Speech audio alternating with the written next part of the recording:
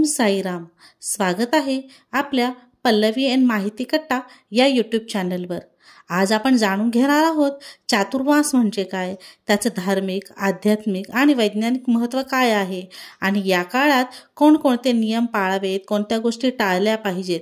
तर या पवित्र कालावधीचे संपूर्ण ज्ञान घेऊया। चातुर्मास म्हणजे काय? हिंदू धर्मातील अत्यंत पवित्र आणि शुद्ध मानला जाणारा एक विशेष कालखंड म्हणजे चातुर्मास। 4 महिने याच अर्थाने चातुर्मास हा शब्द वापरण्यात आला आहे। दरवर्षी आषाढ शुद्ध एकादशीपासून सुरू होणारा आणि कार्तिक शुद्ध एकादशीला संपणारा हा काळ धार्मिक साधनेसाठी अतिशय महत्त्वाचा मानला जातो।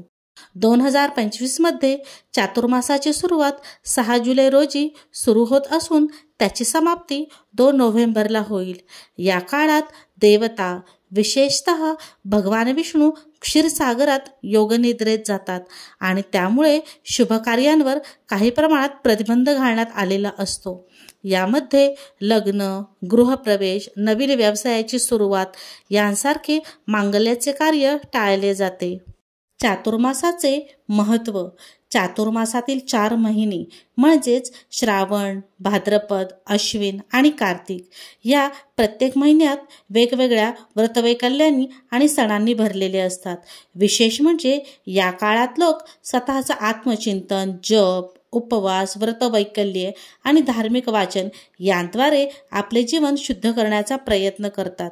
अन्नग्रहणाच्या सवयींमध्येही मोठे बदल केले जातात, जसे की भाज्या, लोणचं, मसालेदार अन्न टाळणं। अनेक जण या 4 महिन्यात व्रत घेऊन नियमबद्ध जीवन जगतात। हा काळ केवळ परंपरेचा भाग नसून तो आपल्या मनोवृत्तीमध्ये बदल घडवणारा, संयम आणि साधनेचा मार्ग दाखवणारा आहे। या काळातील प्रत्येक दिवस मन, शरीर आणि आत्मा यांना शुद्ध करतो आणि म्हणूनच चातुर्मास म्हणजे एक आध्यात्मिक तपश्चर्या मानली जाते। काही राज्यांमध्ये जसे की केरळ किंवा तमिळनाडूमध्ये चातुर्मास मोठ्या प्रमाणात पाळला जात नाही, परंतु उत्तर, पश्चिम आणि मध्य भारतात मात्र त्याचे धार्मिक महत्त्व अधिक आहे। ज्योतिषशास्त्रातही या कालखंडाचे महत्त्व सांगितले गेले असून असे मानले जाते की या काळात उपासना केल्यास मोक्षप्राप्तीचा मार्ग सुकर होतो। त्यामुळे दरवर्षी लाखो श्रद्धाळू या कालावधीत विविध व्रते, पूजा आणि धार्मिक कार्यात स्वतःला झोकून देतात। चातुर्मासात काय काय करावे? दररोज लवकर उठणे। चातुर्मास या काळात सूर्योदय होण्यापूर्वी उठून स्नान करणे आणि ध्यान, प्रार्थना करणे पवित्र मानले जाते। भगवान विष्णू आणि शिवपूजन। या काळात भगवान विष्णू तसेच भगवान शिव यांची पूजा विशेष महत्त्वाची असते। विष्णू सहस्त्रनाम, शिवचालिसा किंवा शिवस्तोत्र याचे पठण केल्याने मनःशांती मिळते। भक्तिगीत आणि मंत्रजप। ओम नमो भगवते वासुदेवाय आणि ओम नमः शिवाय या मंत्रांचा जप दररोज करावा। यामुळे सकारात्मक ऊर्जा प्राप्त होते। उपवास व साधना। सप्ताहातून 1 दिवस उपवास ठेवावा। दररोज काही काळ पूजा, जप आणि आत्मचिंतनासाठी राखून ठेवावा। सात्विक भोजन। या काळात मांसाहार, कांदा, लसूण आणि तामसिक अन्न टाळा। शक्यतो जमिनीवर बसून पानावर वाढलेलं अन्न ग्रहण करा। दानधर्म। वस्त्र, अन्न, दिवे, जलकुंभ आणि सेवा यांचे दान करा।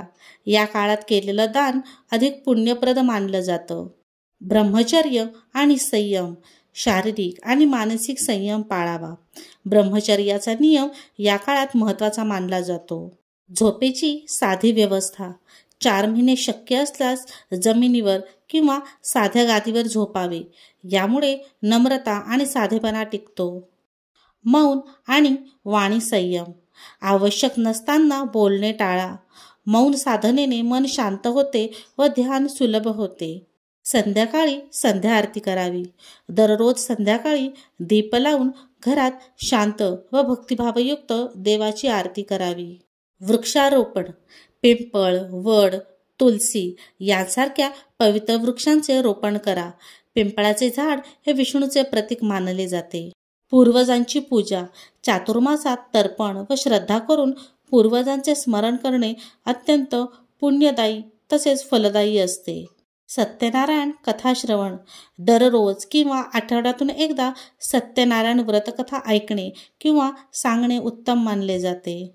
ब्रजधाम किंवा धार्मिक यात्रा या काळात ब्रजधाम किंवा इतर पवित्र स्थळी दर्शनासाठी जाणे शुभ मानले जाते. चातुर्मासात काय काय करू नये. शुभ कार्य टाळावीत. या काळात विवाह, मुंडन, गृहप्रवेश, नामकरण किंवा अन्य मांगल कार्य करू नये. तामसिक अन्न टाळा. मांसाहार, अंडी, कांदा, लसूण, लोणचं आणि जास्त मसाल्याचे पदार्थ खाणं टाळा. काही विशिष्ट भाज्या व खाद्यपदार्थ खाणे वर्ज्य करावे. पालेभाज्या या विशेषतः श्रावणात वर्ज्य कराव्यात. वांगी, मुळा, पडवळ, गूळ, मध, तेलकट पदार्थ या काळात खाणं वर्ज्य मानलं जातं. दूध व दुग्धजन्य पदार्थ टाळा. दूध, दही, चीज, लोणी यांसारख्या पदार्थाचे सेवन शक्यतो टाळावे. मद्यपान व व्यसनमुक्ती. मद्यपान, तंबाखू, सुपारी, दारू यांसारख्या व्यसनांपासून दूर राहावे. दाढी आणि केस कापू नयेत. या काळात केस, मिशा, दाढी कापणे धार्मिक दृष्टिकोनातून टाळले जाते. पलंगावर झोपणे टाळा. चातुर्मासात साधेपणा पाळावा म्हणून जमिनीवर झोपणे श्रेयस्कर मानले जाते.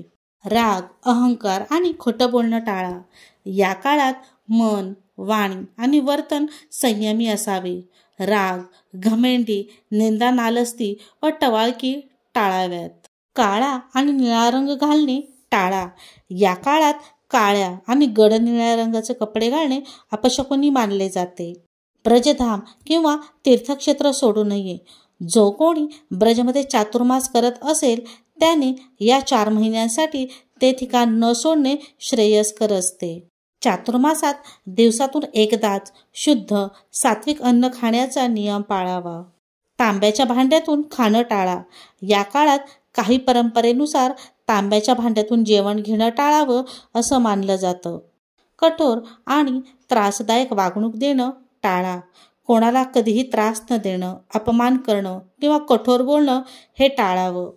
तर मंडळी, हाच होता आपला पवित्र चातुर्मासाचा संपूर्ण आढावा, ज्यामध्ये आपण जाणून घेतलं त्याचं महत्त्व, व्रतवैकल्ये, चातुर्मासात काय करावं आणि काय टाळावं.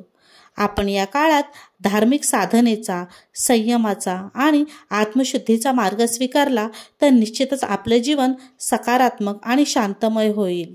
तुम्हाला या व्हिडिओतील माहिती उपयोगाची वाटली असेल तर ह्या व्हिडिओला लाईक, कमेंट आणि शेअर नक्की करा आणि अशाच मराठी माहितीपूर्ण व्हिडिओसाठी पल्लवी एन माहिती कट्टा या चॅनलला सबस्क्राईब करायला विसरू नका.